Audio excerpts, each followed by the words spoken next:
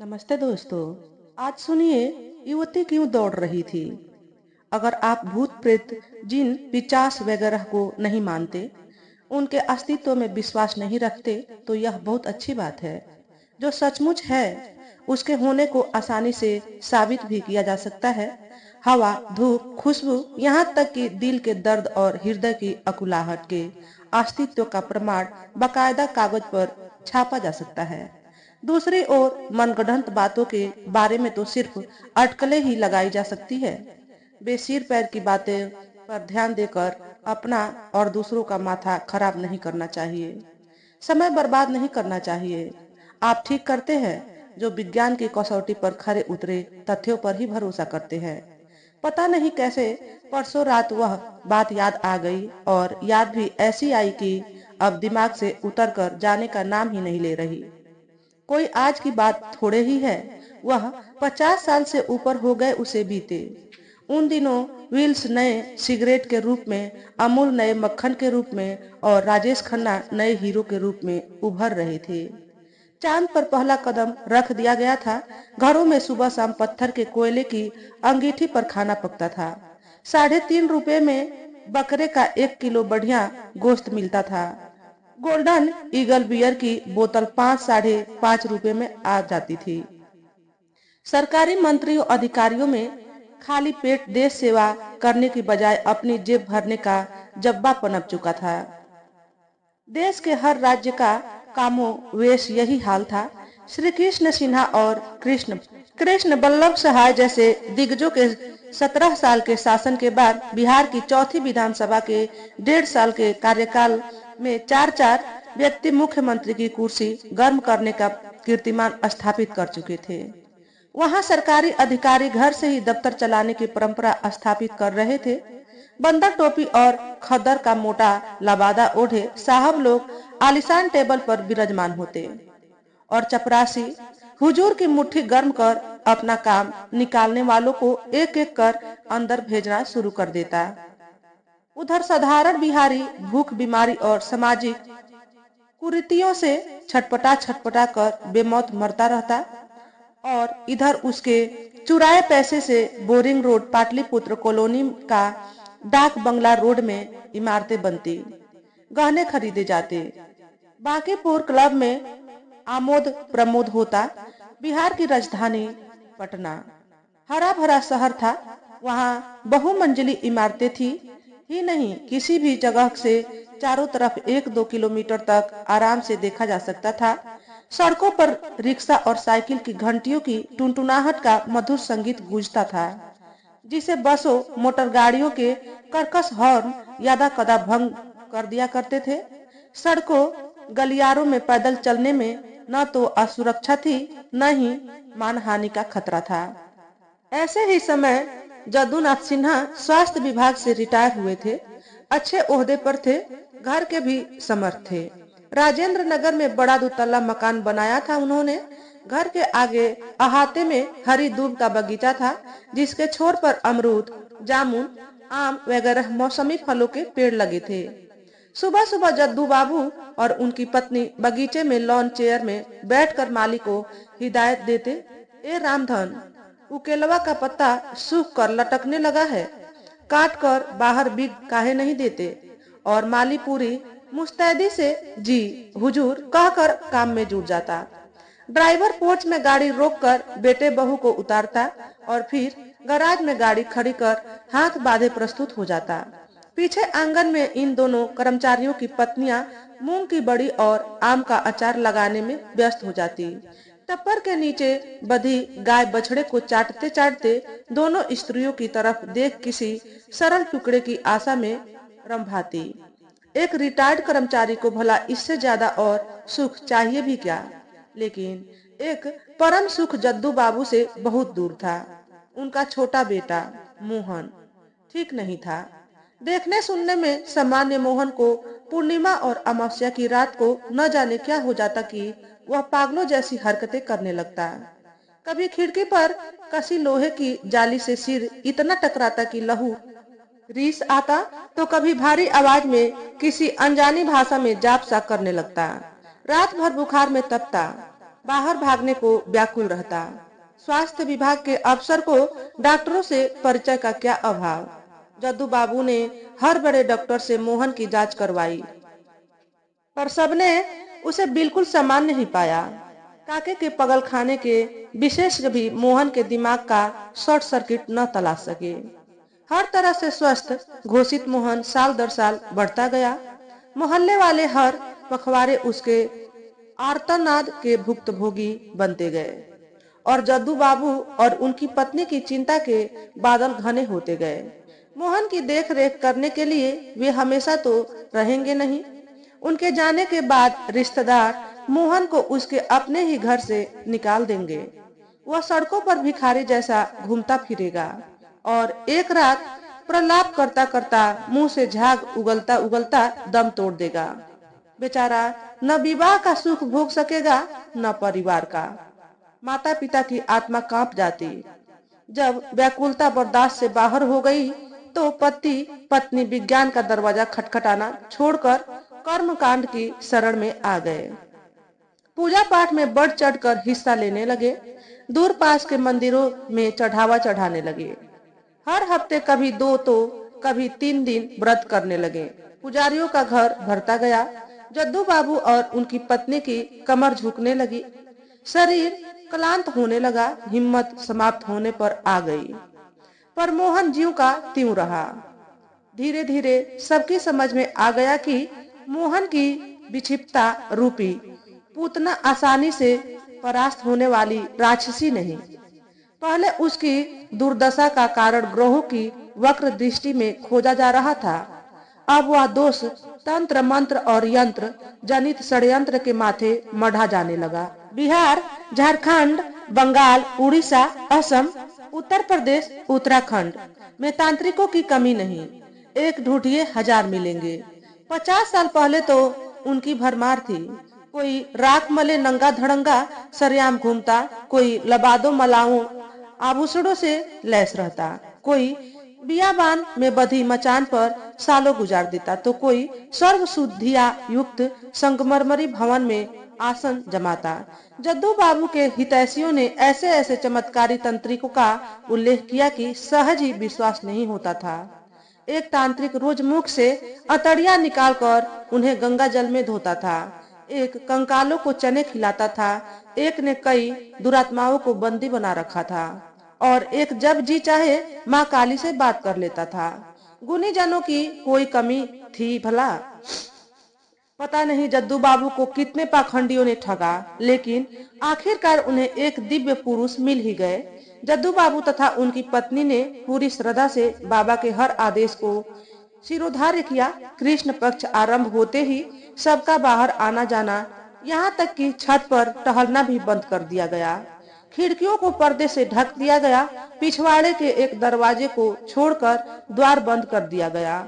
आवश्यक खरीदारी का काम विश्वासी नौकर चाकरों के सुपुर्द कर दिया गया। अतिथियों के प्रवेश पर पूरी तरह रोक लगा दी गई।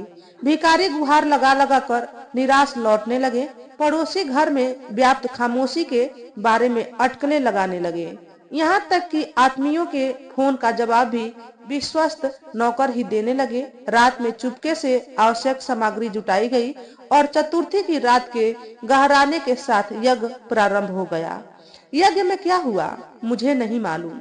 वेदी पर जरूरी सामग्री चढ़ाने के बाद उस कमरे के दरवाजे सुबह तक बंद रहते। ऐसा नहीं कि किसी को जानने की उत्सुकता नहीं होती, लेकिन किवाड़ों के पास जाते ही शरीर में गनगनाहट होने लगती। उस पार से लोबान की महक और मंत्रोच्चारण की स्पष्ट ध्वनि दरवाजे के पास खड़े व्यक्ति को ऐसा मदहोश कर देती कि उसका सिर घूमने लगता और वह किसी सुरक्षित जगह की शरण में चला जाता। एक ही छत के नीचे रहने के बावजूद नौकर चाकरों को यह पता भी नहीं चल सका कि यज्ञ में किस दिन कौन शामिल हुआ।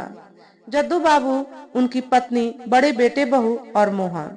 हर रात सबके कमरों पर कुंडी लग जाती और दिन में जुबान पर ताले लटक जाते। नौकर चाकर खुसुर पुसुर कर तरह तरह की अटकलें लगाते। दरअसल क्या हो रहा था वह या तो ओझा और मालिक लोग ही जानते थे या स्वयं भगवान। लेकिन न तो जद्दू बाबू और उनकी पत्नी कभी उतने परेशान दिखे थे और न ही मोहन का चेहरा पहले कभी इतना रक्तहीन सफेद दिखा था।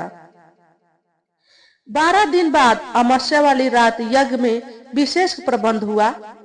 उस दिन रोज से कहीं अधिक सामग्री मंगाई गई। कमरों की खिड़कियों पर छिटकनी लगा दी गई, रोशनदानों को उड़का दिया गया और नौकरों को आंगन में ही रहने की सख्त हिदायत दे दी गई। रामधन और उसकी बीवी भंडार घर में दुबक गए और ड्राइवर केशव ने पत्नी के साथ भूसा घर की शोभा बढ़ाई। जाड़े की रात थी। कैलाश जी के सिवाय किसी को कोई खास असुविधा न हुई। यद्यपि कैलाश ठाकुर मालिक नहीं थे, किंतु वे नौकरों की श्रेणी में भी हरगिज शुमार नहीं होते थे। स्वास्थ्य विभाग में जद्दूनाथ सिन्हा के कार्यकाल के दौरान वे पटना आयुर्वेदिक कॉलेज एवं अस्पताल में कंपाउंडर थे। वैसे तो उनके रहने की अस्थायी व्यवस्था कॉलेज के पूर्व प्राचार्य कविराज ज्ञानेंद्र नाथ सेन के आवास में थी, लेकिन फकड़ तबीयत के कैलाश जी के लिए लंबे समय तक एक ही स्थान पर टिकना असंभव था। वे कभी हफ्तों तक हमारे यहाँ रुक जाते तो कभी जद्दू बाबू के घर। 70 के करीब उम्र होने के बावजूद दिन में 10-15 किलोमीटर पैदल चले बिना उन्हें नींद नहीं आती थी। पिछले 11 दिनों से वे घर की छत पर घंटों टहल कर अपनी दिनचर्या पूरी कर रहे थे, लेकिन आज उन्हें छत पर जाने से भी रोक दिया गया था। जद्दू बाबू की पत्नी ने ताकीद की थी कि वे यज्ञ वाले कमरे के आसपास ही रहे। बेचारे कैलाश जी दैनिक आर्यवर्त और दैनिक प्रदीप को 2 बार खंगालने के बाद इस असमंजस में थे कि समय कैसे काटा जाए। कमरे के किवाड़ों से रिश्ता धुआं और ओझा का कर्कश स्वर कैलाश जी के सरल मन में खलबली पैदा करने में असमर्थ था। वे उन लोगों में से थे जो न तो ज्यादा सोचते हैं और न ही सोच सकते हैं, केवल सोचने की मुख मुद्रा बन सकते हैं।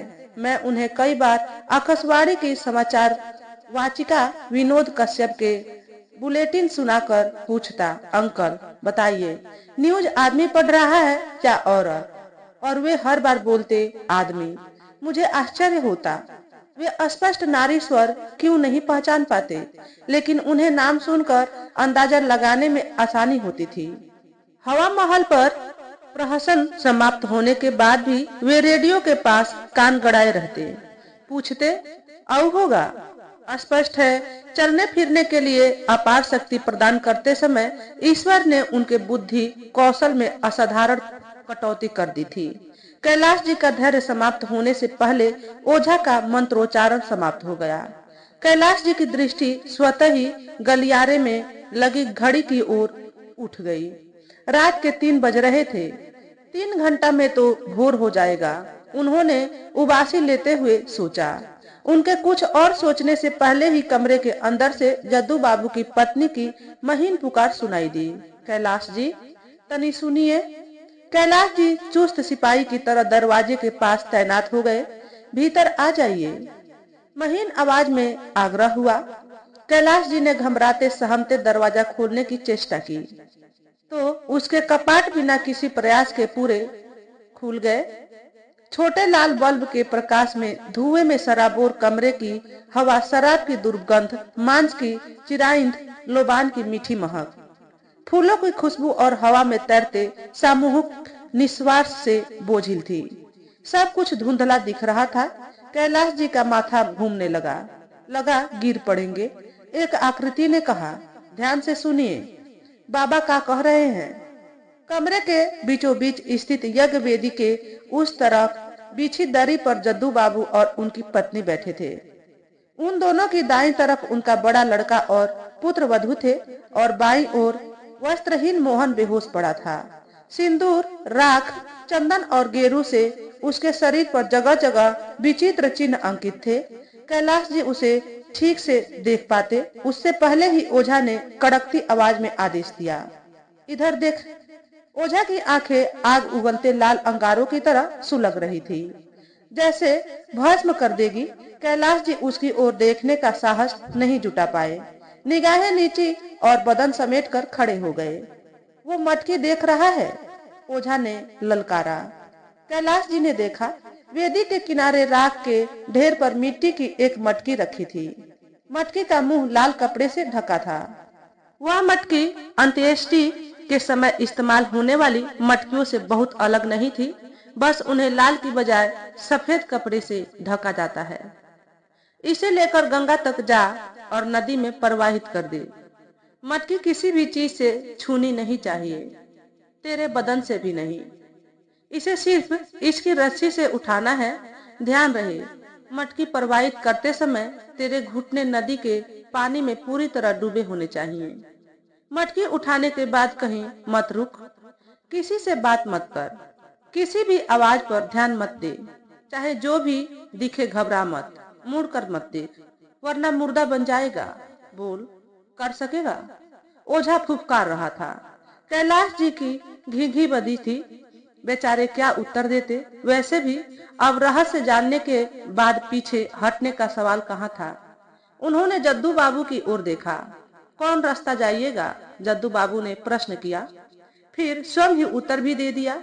दरभंगा हाउस के पीछे जाना ठीक रहेगा। जल्दी कीजिए, रास्ता अभी खाली मिलेगा। कैलाश जी मटकी की ओर हाथ बढ़ाकर पीछे हट गए। बड़ी जाड़ा पड़ रहा है, 3 कोस से का कम जाना होगा। पेशाब करके आओ, कोटवा लेके आते हैं। ओझा की फटकार बादलों की गर्जना से भयंकर थी। चुप, काम पूरा कर वरना बेमौत मरेगा। 2 मिनट बाद कैलाश जी बदहवास घर का फाटक खोलकर बाहर निकले। मटकी का वजन न के बराबर था, फिर भी उन्होंने मटकी की रस्सियां बाएं हाथ की मुट्ठी में इतनी कसकर थामी हुई थी कि उसे छीनने के लिए किसी पहलवान को भी खासी मशक्कत करनी पड़ती। अंधेरा गहरा था, पर गलियां कैलाश जी की जानी पहचानी थी। वे बढ़ने लगे। गली के दोनों ओर पेड़ों पर पक्षी शांत थे, यहाँ तक कि आवारा कुत्ते भी चुप थे। जल्दी ही वे मोहल्ले की शंकरी गली और आसपास की छोटी सड़कें पार कर आर्य कुमार रोड पहुंच गए। बड़े अचरज की बात थी। आर्य कुमार रोड, गोविंद मित्रा रोड, यहाँ तक कि बेहद व्यस्त अशोक राजपथ भी बिल्कुल सूना पड़ा था। अच्छे हुआ कि सब खाली है। कोई पुलिस वाला चोर समझकर 2 सोटा लगा देता तो हम का करते? हंडियों फूट जाता। अब का 15 मिनट में तो गंगा जी में इसका राम नाम सत्य हो जाएगा। कैलाश जी संतुष्ट थे। बस मुट्ठी बांधे बांधे उनकी उंगलियों में दर्द होने लगा था। उंगलियों पर ध्यान दिया तो आभास हुआ कि उनकी कलाई, यहाँ तक कि बाह और कंधे में भी दर्द हो रहा था। उन्होंने मटकी दूसरे हाथ में लेने की सोची, लेकिन ऐसा करने में उसका शरीर से स्पर्श हो सकता था। जायदा, जब हतना देर सहे तो थोड़ा देर और सह लेंगे। कैलाश जी स्वयं को संतावना देते हुए बढ़ने लगे। काली मंदिर के पीछे वाली गली के पास पहुंचते पहुंचते उनकी हिम्मत जवाब देने लगी। पसीने से सराबोर कुर्ता पीठ से चिपक गया और फूल सी हल्की मटकी मन भर भारी लगने लगी। बाबू हो, ये तो अपना कंधा पर हल रख के खेत जोतने के समान हो गया। अगर ई मटकिया को कहीं 2 सेकंड के लिए रख कर दम ले लेते तो सांस बच जाता। कैलाश जी का मन बावला होने लगा। नहीं साहेब, हम पर विश्वास करते हैं, तबे न हमको इतना बड़का जिम्मेदारी दिए हैं। कोनो छोटा मोटा चीज होता तो उ केसौआ चाहे रामधनवा को नहीं दे देते। हनुमान जी तो लक्ष्मण जी के लिए पहाड़े उठा लिए थे, और हम मोहन के लिए इतनो काम नहीं कर सकते। उनके दिमाग ने लगाम कसी। दिमाग चाहे जो कहे, वस्तु स्थिति तो यही थी कि उनके शरीर में एक पग आगे बढ़ाने की शक्ति भी नहीं बच गई थी। थोड़ा देर खड़े खड़े सुस्ता लेने से भी कुछ ताकत तो आ ही जाएगा, फिर चलेंगे। उन्होंने निर्णय लिया। लाचार वे एक चौराहे पर पेड़ के नीचे एक पल को ठिठके, मगर दिमाग में फिर चाबुक लगाया। रुकेंगे तो यही भूइया में धंसले रह जाएंगे, चलेंगे तो कामों हो जाएगा और जानो बच जाएगा। जाड़े की रात में पसीने से लथपथ, थकावट से चूर वे आगे बढ़े और हैरत में पड़ गए। सामने से एक सफेद आकृति उन्हीं की तरफ दौड़ी चली आ रही थी। वे घबरा कर किनारे हो गए। वह एक जवान लड़की थी। खुले बाल, उसके कंधों के दोनों ओर बारी बारी से ऐसे झूम रहे थे जैसे कोई झूला गतिमान हो। उस गौर वर्ण युवती ने बिल्कुल सफेद कपड़े पहने हुए थे। वह इतनी तेज दौड़ रही थी कि उसको स्पष्ट रूप से देखना असंभव था। वह क्यों दौड़ रही थी पता नहीं। उसके आगे पीछे दूसरा कोई न था। उसके पास आते ही कैलाश जी के बदन में झुरझुरी दौड़ गई। युवती ने उनकी तरफ देखा और गति धीमी किए बिना दौड़ती चली गई। उफ, कितनी काली काली बड़ी बड़ी आंखें थी उसकी। उसकी दृष्टि कैलाश जी के कलेजे को भेद गई। उन्होंने बरबस मुड़कर देखा। लड़की चौराहे पर ओझल हो रही थी। गंगा में मटकी प्रवाहित करते करते कैलाश जी का बदन बुखार से तपने लगा। वे जैसे तैसे घर वापस लौटे तो देखा यज्ञ वाले कमरे में जैसे भूचाल आकर चला गया था। वे भौचक से इधर उधर ताकने लगे। बैठक खाने में जद्दू बाबू की पत्नी रुआसी खड़ी थी। बिना कुछ पूछे ही बोली, का जाने कैसे रोशनदानवा से एगो बिलाई झड़प के आ गया और बेदी पर से चढ़ावला मांस ले भागने लगा। बाबा जी रोकने का कोशिश किए तो उनको अटैक कर दिया। वे आगे भी बहुत कुछ बोलती गई पर कैलाश जी कुछ न सुन सके। उनका दिमाग सुन्न हो चुका था। वे अपने कमरे में जाकर लेट गए। 2 दिनों तक बुखार ने उन्हें उठने नहीं दिया। स्वस्थ होने के बाद वे हमारे घर आए और पूरा किस्सा बयान किया। माँ ने हैरत से और पिताजी ने हिकारत से उनकी गाथा सुनी। माँ को पूरा विश्वास था कि अगर कैलाश जी मुड़ कर नहीं देखते तो यज्ञ सफल हो जाता। पिताजी पूरी घटना को अंधविश्वास और कैलाश जी की कल्पना की उपज मान रहे थे। उनका कहना था कि अगर कोई युवती सड़क पर पांव फटने से पहले दौड़ भी रही थी तो भी उसे प्रेत नहीं माना जा सकता। हो सकता है कि वह उस इलाके के किसी छात्रावास की निवासी हो जो रंगे हाथों पकड़े जाने के भय से भाग रही हो। रोशनदान से बिल्ली के अंदर आने को भी वे उस जीव के मांस की तलाश में घूमने की नैसर्गिक प्रकृति का अधोग ठहरा रहे थे। कैलाश जी को बुखार आना भी स्वाभाविक था। जाड़े की रात में खुली हवा में घूमने वालों को बुखार हो जाना कोई अनहोनी तो नहीं।